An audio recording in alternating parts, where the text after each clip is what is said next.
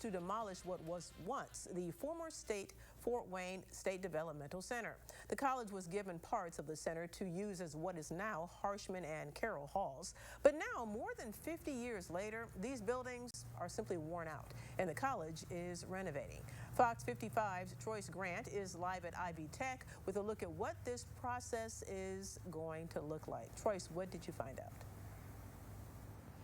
Well, Tara, I'm standing here at Carroll Hall, one of the buildings that we could be seeing getting demolished. Now, of these remaining buildings, these are some of the few left from Indiana's last state-run institution. But Ivy Tech officials tell me that these buildings are more trouble than they're worth, and they're ready to let them go.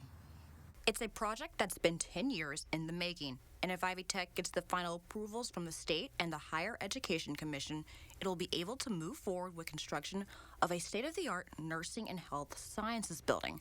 Chancellor Kim Burnett Johnson says the college will still need some community help.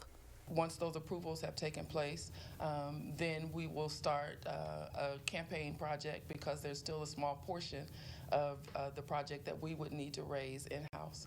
And so we're hoping that our community will join forces with us and help us raise those funds so that we can make the project happen. But before the land and the buildings belonged to Ivy Tech, it was once the home of the Fort Wayne Developmental Center. The institution closed in June 2007 after having multiple patients suffer abuse and neglect at the hands of staff members. Executive Director of Facilities Andy Kaposhis says converting the former hospital for classroom space was not easy. Obviously, when it was first developed, it was built for something different than what we're using it for, but we've made it work and we've maintained it. Now we've gone beyond the life expectancy of the building. So we have an opportunity with a new building to have something fresh. And the college found it would be cheaper just to start from the ground up with new facilities rather than continuing to repair the old ones. They're generally using materials that they expect it to last on or about 50 years. Here we've gone beyond that. Kaposhis says they'll continue to maintain the boilers, pipes, and systems until they make headway on the new buildings. This shows that not only this will be a good investment for the school's educational programming, but crucial for students and staff safety. Well, we would start with construction of the new building, which will happen directly in front of what is currently Harshman Hall. And so we wouldn't be planning to tear down this building, and there's another building on campus that we wouldn't demolish until after that building has been constructed.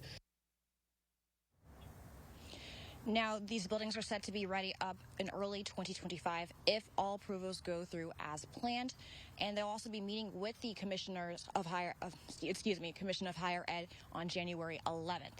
And so you will hear more about the manufacturing and construction process come 6 p.m. Until then, live at Ivy Tech, I am Troyce Grant, Fox 55 News. Troyce, thank you. Those of you who spend a